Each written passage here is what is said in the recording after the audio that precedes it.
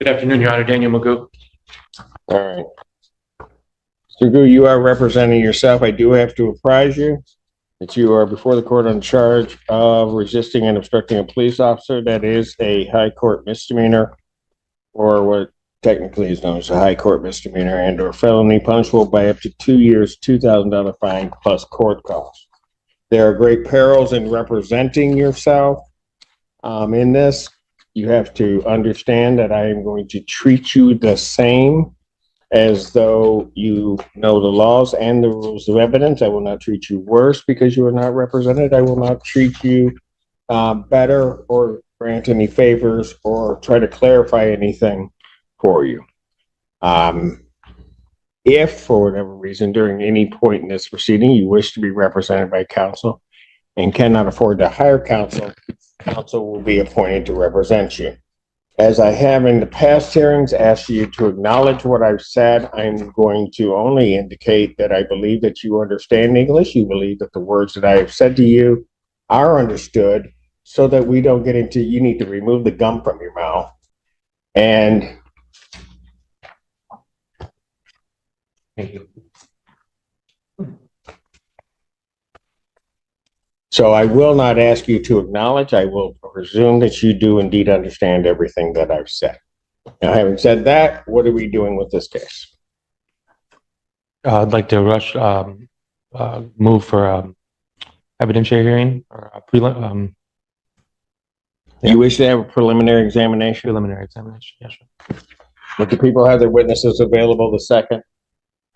We can try, Your Honor, but before moving toward that, would the court be willing to make its inquiries about discovery? I am aware of the defendant having filed a writ of mandamus with the Court of Appeals of the state of Michigan. Yes. That was subsequently dismissed without prejudice by the Court of Appeals.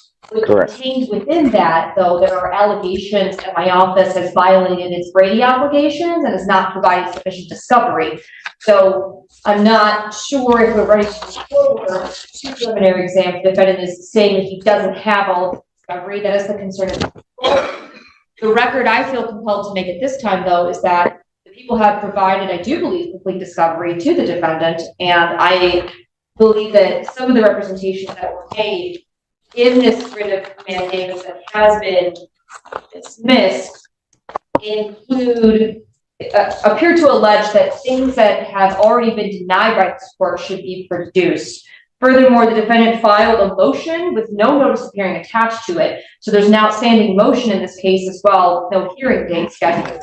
So I'm hoping that we can sort of reconcile both of those things as whether or not discovery is something the defendant is prepared to move forward, and if he ever has filed a notice of hearing to go along with the motion that I received in this case on 11/22.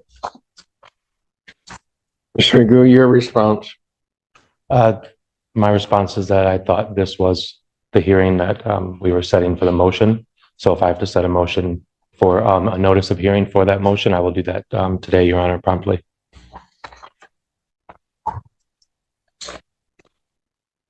What about discovery?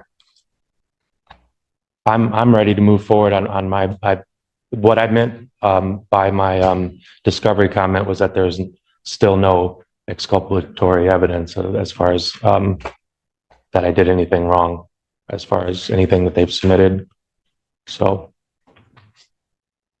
if it was improper for the wording, Your Honor, I apologize, but my ultimate goal is have the prosecution present their evidence against me. I'm going to indicate discovery is complete because I don't know what you're saying, because what you just said regarding discovery didn't make any sense. As it regards the motion, we will hear the motion the motion will be heard on date of exam. Thank you, Your Honor. With it at that point in time. So the people would have their witnesses available on the second. We can try for the second, Your Honor. Preliminary examination in person, January 2nd, 2025, 12 noon, that is before me. Thank you, Your Honor. And continue.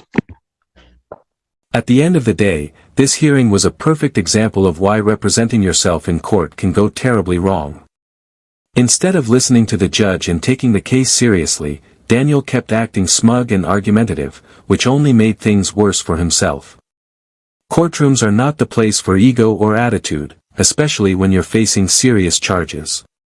This entire situation shows how important legal representation really is, because one bad decision or careless response can completely destroy your credibility in front of the judge.